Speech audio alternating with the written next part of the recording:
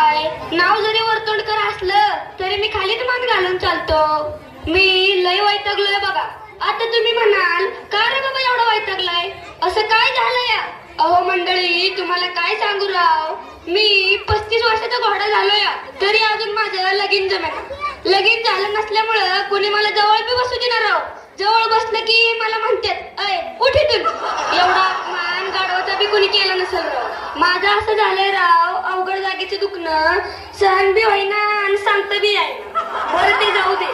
तुमच्या बघण्यात हाय का एखादी कुणी मुलगी?